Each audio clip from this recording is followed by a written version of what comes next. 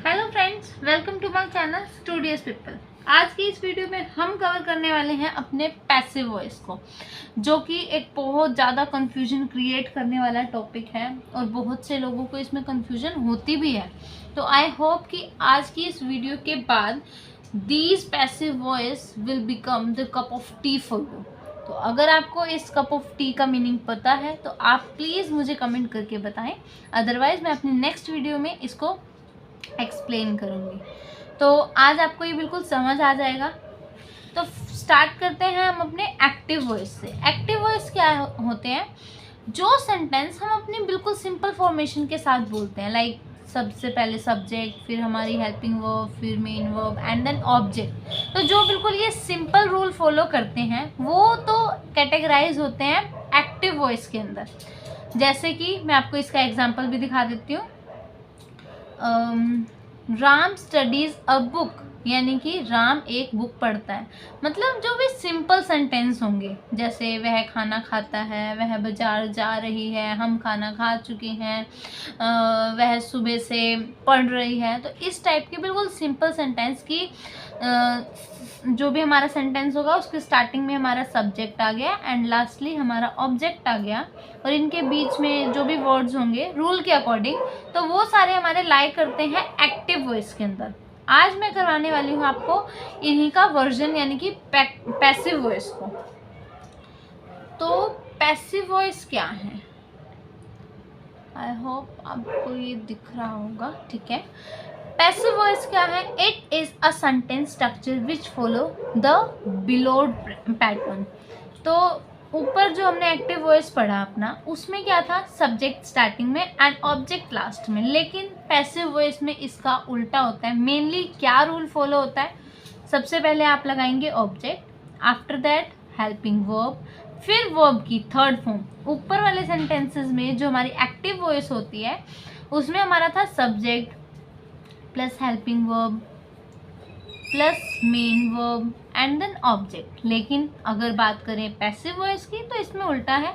सबसे पहले ऑब्जेक्ट लगेगा, हेल्पिंग वर्ब लगेगी, लेकिन वर्ब की फर्स्ट फॉर्म ना लग के, या जो भी हम अपने वॉइस सेंटेंसेस में लगाते हैं वो वाली ना लगकर इसमें सिर्फ वर्ब की थर्ड फॉर्म का यूज़ किया जाता है। पैसिव के जितने भी सेंटेंसेस होते हैं वर्ब की थर्ड फॉर्म उसमें फॉलो होती है एंड उसके बाद बाय आ जाता है और फिर लास्टली सब्जेक्ट आ जाता है। तो आई होप आपको इन दोनों की जो सेंटेंस फॉर्मेशन का स्ट्रक्चर है वो आपको बिल्कुल समझ आ गया होगा। इसके कुछ एग्जाम्पल्स भी यहाँ पर गिवन है। Let's have a look on it. A book is studied by Ram, यानी कि राम द्वारा एक बुक पढ़ी जाती है, ठीक है। ओके, उसके बाद हम अपने चलते हैं कि क्या हमारा किस में चेंज हो जाएगा। अगर मैं बात करूं आई की, अगर किसी सेंटेंस में एक्टिव वॉइस में I as a subject use हुआ है तो ये आई किस में चेंज हो जाएगा? मी के अंदर।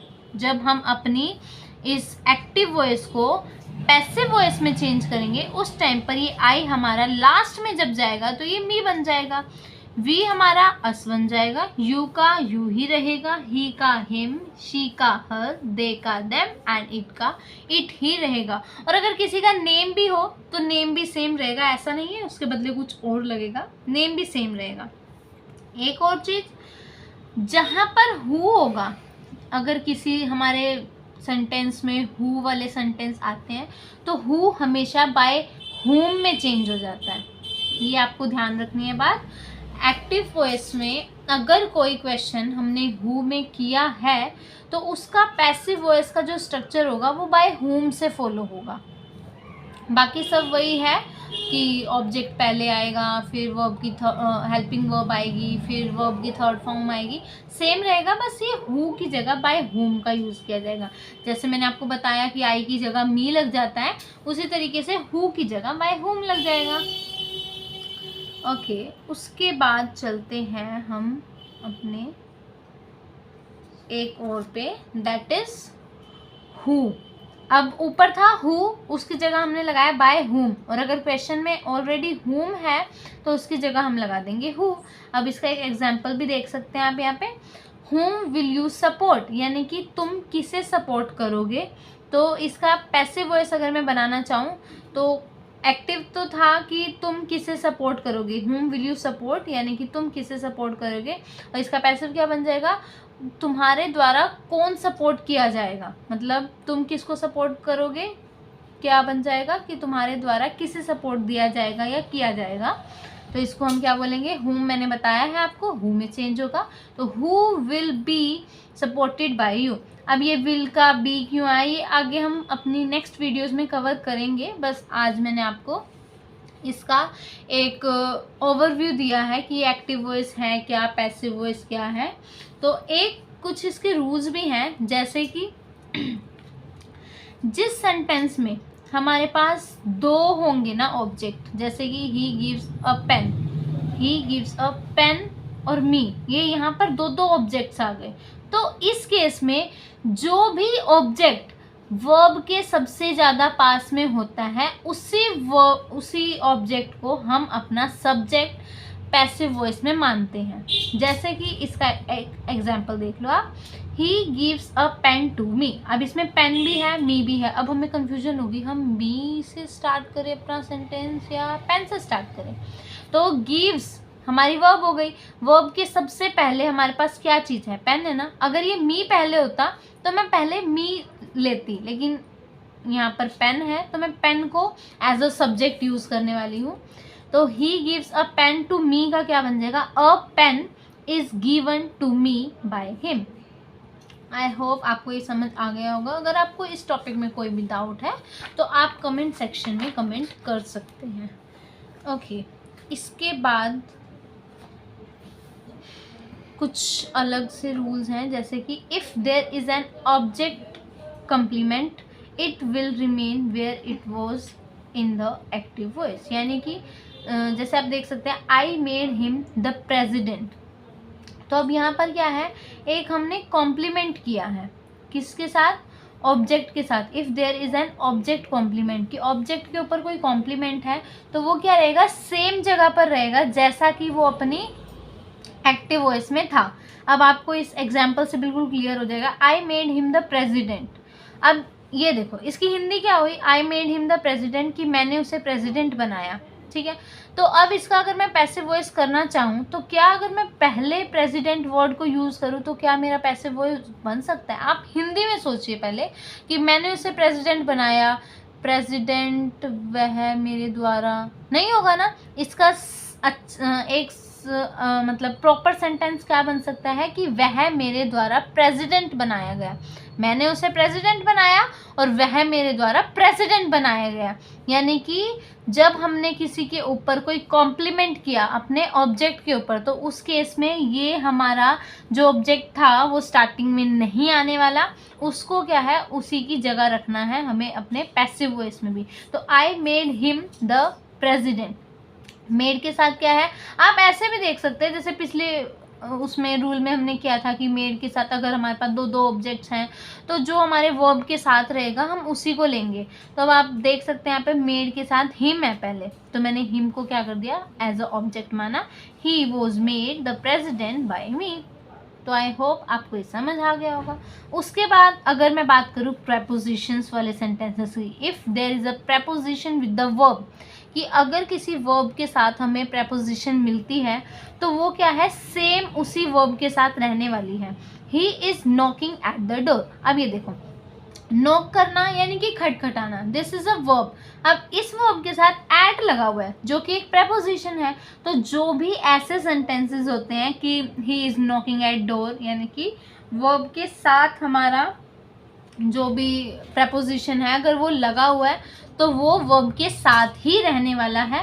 तो डोर का क्या आ जाएगा, यहाँ पर स्टार्टिंग में आ जाएगा, the door is being knocked at. Knocked at जरूर लगाना है, सिंपल ये नहीं होगा the door is being knocked by him, no. इसमें नॉकिंग ऊपर था, यहाँ नॉक्ड आएगा वर्ब की थर्ड फॉर्म, जैसे कि हमने देख लिया इसका स्ट्रक्चर, और एट उसके साथ लगेगा, उसको स्किप नहीं करना है। उसके बाद एक और चीज, if there are some verbs which take specific, okay, if there are some verbs which take a specific preposition, those will remain with them. By will not come before subject. These includes, included in, known to. अब आपको ये वाले जो words हैं ये याद करने होंगे, क्योंकि ये कुछ ऐसी prepositions हैं जो इन पर्टिकुलर वर्ब्स के साथ लगनी ही लगनी है. For example included in, known to, surprised at, contained in, filled with. तो ये सारी क्या है, इनके साथ लगनी है. तो ये इनके साथ बाय के साथ बाय वाला वर्ड यूज नहीं होगा. जैसे कि देखिए आप, I know him, he is known by me, ये नहीं बनेगा. नो के साथ हमने क्या लगाना है, नोन टू. जो भी नो वाले सेंटेंसेस होंगे, यानी कि अगर आप किसी एक्टिव वॉइस में ये वर्ड देखते हैं, इंक्लूडेड, नोन या फिर नो जो भी है, सरप्राइज का, कंटेन का, फिल का, ये 1 2 3 4 5, ये 5 अगर वर्ड्स आप अपने एक्टिव वॉइस में देखते हैं तो आपको उनकी जगह यही वर्ड्स का यूज़ करना है. जैसे कि इंक्लूड के साथ क्या लगाओगे आप पैसिव वॉइस में, इंक्लूडेड इन. नो या नोन के साथ क्या लगाओगे, नोन टू. सरप्राइज के साथ एट, कंटेंट के साथ इन और फिल के साथ विद. अब इसका एक एग्जाम्पल भी यहाँ पर दिया हुआ है हमें, that is I know him. अब यहाँ नो आ गया. अब मेरे को पता है नो के साथ हमारा क्या लगता है, known in, sorry known to. तो यहाँ पर हम क्या लगा देंगे, हिम का ही आ जाएगा, he is known to me. तो आज ये सारा का सारा सिर्फ पैसिव वॉइस का इंट्रोडक्शन था. आई होप आपको ये समझ आ गया होगा. अगर आपको इसमें कोई भी डाउट होता है तो आप मुझे कमेंट कर सकते हैं. I will definitely give the response.